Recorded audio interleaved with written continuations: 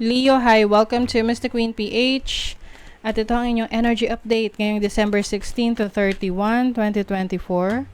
If you're interested in private readings, meron tayong link sa description at sa pinned comment. Paka-check nyo na lang information kung paano mag-book for a private reading. And please subscribe to our channel to show your support. Like, share this video. And also comment na rin kayo kung kayo naka-resonate.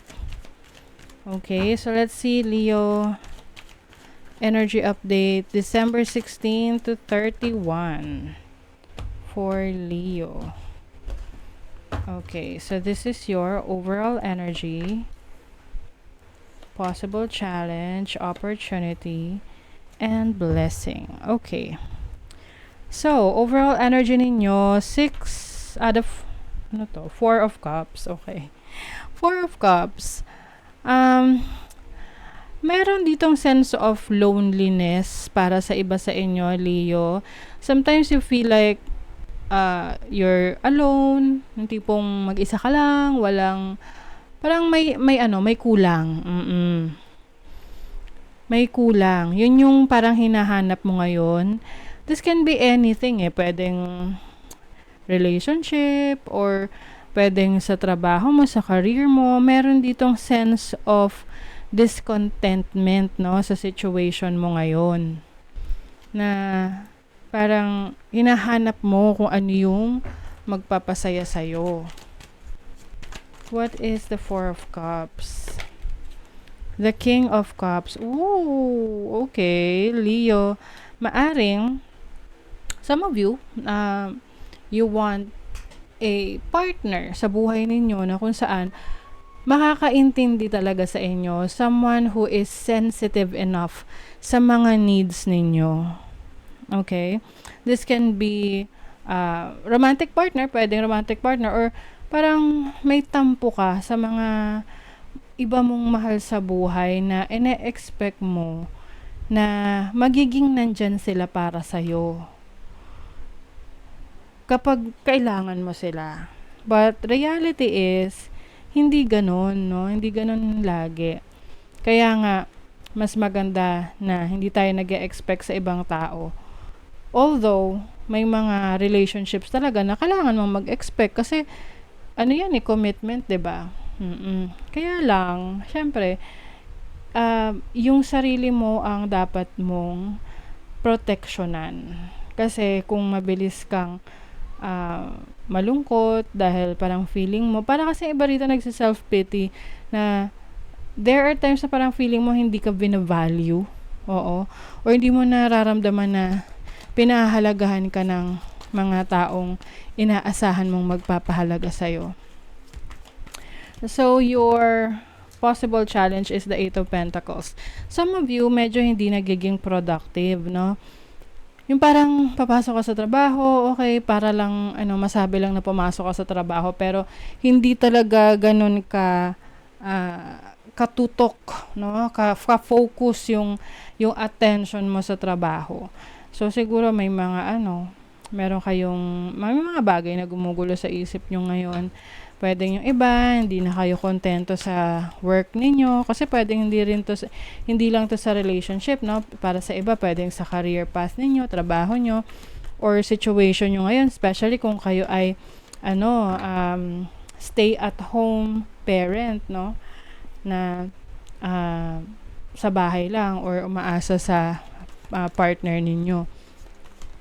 So, talagang, nagkakaroon kayo ng challenge pagdating sa ano yung kaya mo pang gawin para masabi mo sa sarili mo na may value ka. Kasi sometimes, no, isip natin, ano bang value ko rito, ganyan. Parang, iniisip mo, baka siguro kaya hindi ka nabibigyan ng attention dahil sa tingin mo, wala kang value. Parang ganun, 'di ba? So, the Tower, Some of you, pwedeng isa sa challenge ninyo is you are going to walk away from a situation, relationship na you feel like parang hindi na worth it na effortan. Oo, pwedeng trabaho to, career, business, relationship. The Hierophant. So, this is your opportunity. May opportunity ka ngayon na matuto, mag-aral, mag-research. And this is also higher learning in terms of your spirituality. So, yung iba sa inyo, maaring meron kayo ngayong dinidiscover na bagong belief system or any forms of divination. Kasi yan yung way ninyo rin na to reassess, contemplate, and magkaroon ng self-reflection eh. The Page of Swords. So, you're very curious right now. Maraming opportunity for you to learn. Like, yung iba, nagbabasa kayo ng mga books, nanonood kayo ng mga videos, na nagkakaroon kayo ng interest pagdating sa paniniwala ninyo, religion, sa faith ninyo, ano man yung pinapractice nyo na religion. And definitely, you are learning. And then your blessing is the Seven of Pentacles. As a blessing, things are coming into fruition. Okay? Yung mga bagay na hinihintay mo, parating na. Oo. With the Moon, I think this is going to bring you so much emotions. Parang maiiyak ka kasi finally, no? Dumating na yung pinakahihintay mo. Dumating na yung akala mo hindi na darating. This can be a relationship, a partner sa buhay, or an opportunity sa career mo, sa trabaho mo. So, speaking of career, let's see. Harmony and magical. Oh, you are manifesting your dream life, Leo. May kakayanan ka ngayon na ma-manifest yung gusto mo sa career, trabaho mo, or situation mo sa finances. Yung iba sa inyo, nagkakaroon kayo ngayon ng pagbabalanse, no? So, kung dati medyo challenging yung finances ninyo, ngayon nakaka-recover na kayo from financial struggles. And yung iba naman, meron kayong mga nakikilalang mga kaibigan, bagong connections na tumutulong sa inyo ngayon, no? Para maging maayos yung inyong financial situation.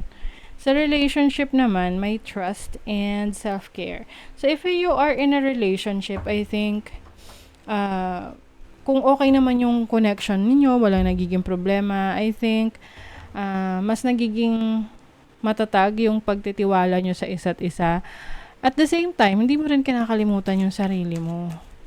Kasi, syempre, pagdating sa relationship, hindi lang naman yung partner natin ang asikasuhin natin. Kailangan din nating asikasuhin yung sarili natin. Why? Ayan. So, I think you are being curious right now talaga. Marami kang gustong matuklasan, malaman, matutunan, new knowledge, new abilities. Milk and honey, this is abundance. Abundance coming in sa inyo. This can be a celebration, masaganang ani, or meron kang na-receive na recognition. To be fair, ayan, this is bringing balance as well in your life. So talaga ngayon, when it comes to making decisions, mas madali sa'yo na magdesisyon dahil very much connected ka sa instinct mo, sa intuition mo, alam mo kung ano yung makakabuti. So, you have fair woman. So, maaring this is your energy or the person that you're dealing with. Dealings or relationship with a woman with blonde, gray, or white hair. You are on the road to success. Oh, Leo. 'Di ba? Matarik ang road to success pero nandoon ka na, nasa tamang direksyon. Oh, wow. New creative ideas, new ventures, and a fresh start. So, there's a new beginning coming in sa inyo. I think the moment na ma-achieve mo yung success na yan, it will open new opportunities for you na pwede mong simulan. May mga bago kang creative ideas na magli-lead sa fresh start. Pwedeng may bago kang project. Okay, sword, make the change. So, gagawin mo na ang pagbabago na yan. Oo, Leo. Some of you may be cutting off connection sa mga taong hindi na in alignment of your goals and your dreams. And yung iba sa inyo, literal na physical changes. So, mag-aayos kayo ng hair nyo. Yung iba, bagong hairstyle, bagong outfit, or bagong pamamaraan to present yourself to the world. So, you're going to make that change. So, that is your reading, Leo. Thank you so much. Bye.